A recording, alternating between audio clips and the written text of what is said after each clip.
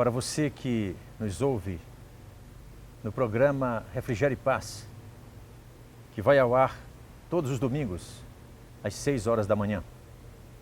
Quero compartilhar com você um texto que está no livro dos Salmos. Trata-se do Salmo 137, cujo título é Saudades da Sua Pátria.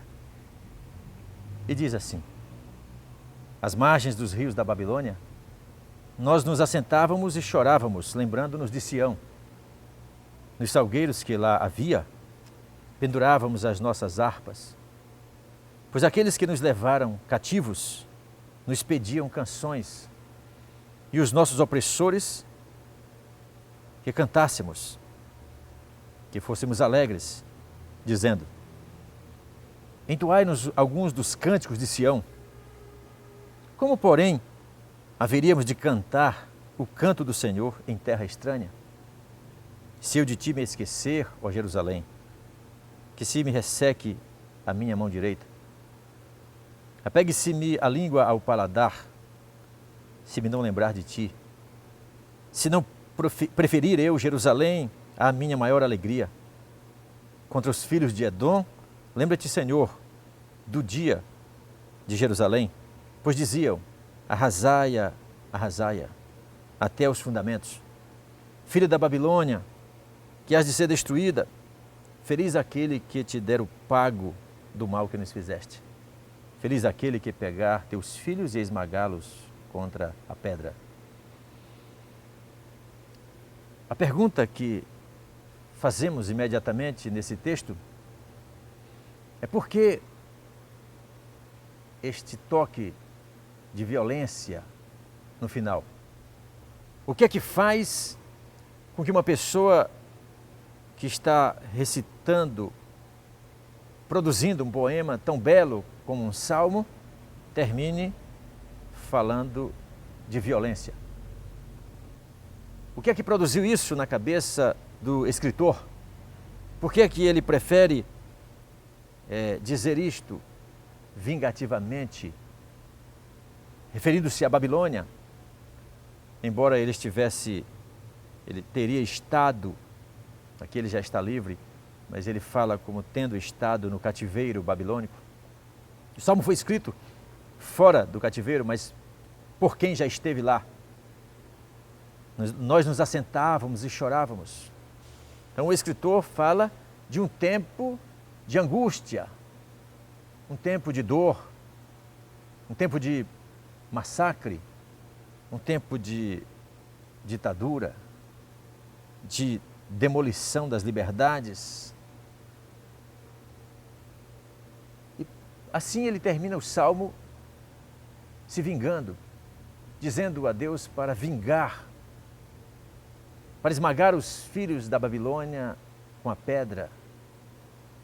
Como é que começa uma história dessas? O próprio Salmo diz para nós como é que uma pessoa chega a um estágio desses, de proferir uma oração tão horrenda. Sabe como é que começa? Sabe por que uma pessoa diz isso? Porque no início, ela um dia começou se assentando junto a um rio, melancolicamente, exaltando o seu sentimento negativo, de ódio, exaltando o seu interior cheio de feridas. Assim é que começa. Assim é que começa uma caminhada que desemboca na violência. Ele diz assim: às margens dos rios da Babilônia, nós nos assentávamos e chorávamos, lembrando-nos de Sião. Parar para enaltecer o próprio sentimento quando o coração está ferido é um ato perigoso. Quando você focaliza o seu espírito, o seu pensamento, as suas ideias nas suas feridas, você está correndo um risco. E, em segundo lugar, o próximo passo é abandonar aquilo que é um afazer, Aquilo que é um dom de Deus, às vezes, nós abandonamos quando começamos a pensar em nós mesmos. Quando começamos a ter pena de nós, quando começamos a somar que as perseguições, as dores, as dificuldades nos tornaram pessoas amargas, o próximo passo vai ser abandonar o nosso talento, o nosso dom, a nossa profissionalização, aquilo que melhor fazemos. O Salmo diz: nós penduramos nas árvores da Babilônia as nossas harpas. Eles penduraram porque eles não queriam cantar. Eles podiam, mas não queriam. Os babilônios queriam, mas não podiam. Os soldados babilônicos pediam canções ao povo de Israel. Cantem para nós as canções, o sucesso do momento, da mídia. É muito bonito. Mas eles não conseguiam. Ou melhor, eles não queriam cantar. Porque eles estavam afogados nos seus sentimentos de ferida. Assim, o próximo passo, depois de abandonar, pendurar as harpas, não se quer mais trabalhar para Deus, não se quer mais fazer aquilo que Deus mandou fazer, que você fez tão bonito em épocas tão belas e que talvez marcou uma época. Quem sabe você fez isso, mas agora o próximo passo é justificar. A pessoa sabe que está fazendo algo que não é da vontade de Deus, então ela justifica. Eles disseram, quando os soldados lhe pediam canções, eles disseram: como é que nós vamos cantar estando em terra estranha? Como poderíamos cantar? Então a pessoa, num ato automático, ela justifica o seu próprio pecado. Como é que eu vou cantar? E além disso, depois disso, o próximo passo é jurar. Proferir um juramento. Apegue-se-me a língua ao paladar, se eu me esquecer de Jerusalém. Ou seja, eles não conseguiam perdoar. Não conseguiam passar o momento sem que se lembrassem daquela grande amargura que lhes invadia a alma. E agora o escritor está dizendo que eles juravam, eles proferiam juramentos e faziam orações contra os filhos de Edom, o povo que fazia sublevações contra o povo de Deus. Ele diz aqui: lembra-te, Senhor, do dia de Jerusalém, pois eles diziam, ajudando os babilônicos invasores: arrasem a cidade, tirem os alicerces. Então, finalmente, ele profere uma sentença, coração cheio de amargura. Ele diz: filha da Babilônia, que has de ser destruída, feliz aquele que te der o pago, feliz aquele que se vingar, feliz aquele que pegar os teus filhos e esmagá-los na pedra, contra a pedra. É assim que se chega ao caminho oposto a Deus. É assim que se faz o contrário da vontade de Deus. É assim que se permite fazer algo que não é a vontade de Deus, embora usando os métodos de adoração. Ele faz uma oração: lembra-te, Senhor, dos inimigos do teu povo.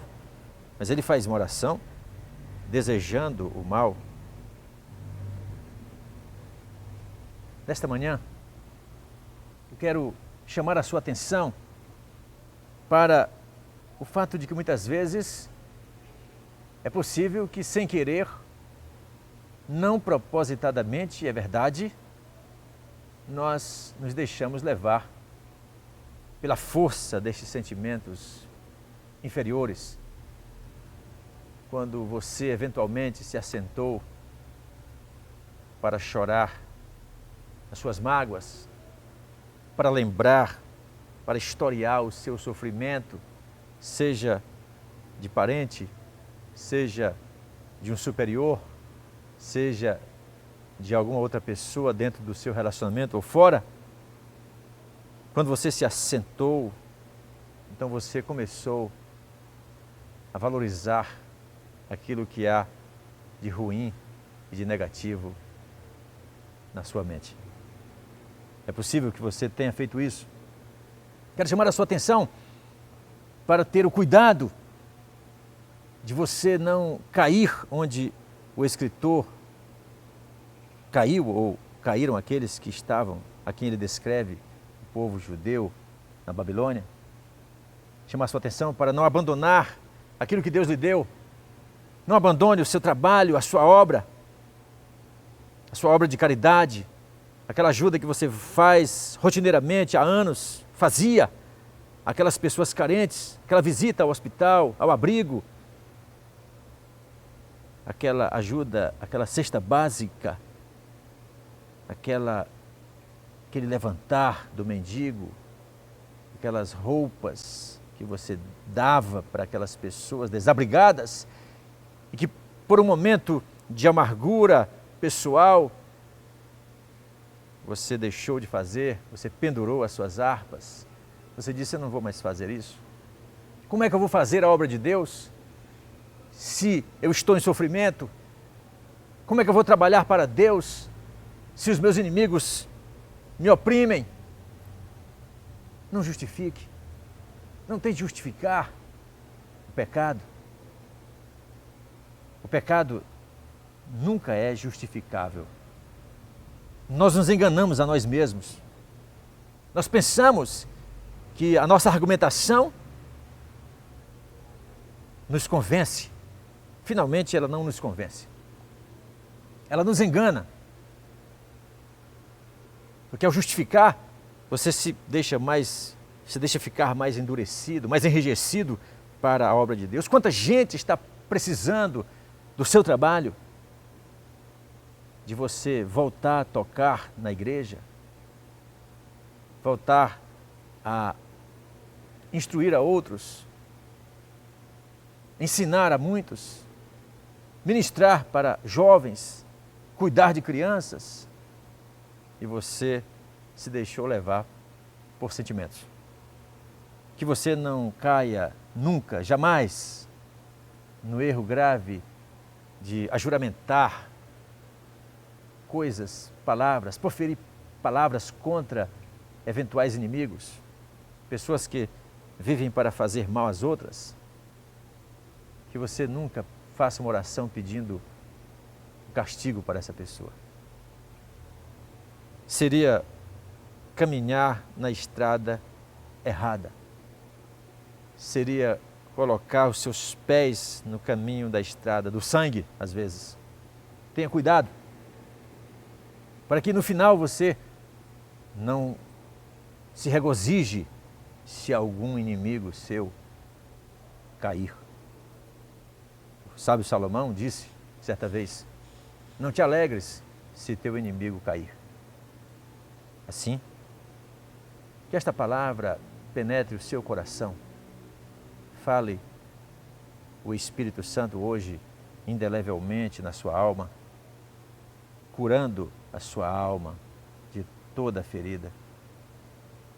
Que Ele seja o bálsamo da sua alma no dia de hoje. Que Ele seja aquele que vem sanar alguma ferida aberta que produz sentimentos horrendos. Que o Senhor, neste dia, cure a sua alma. O Senhor seja o seu médico e você se deixe curar.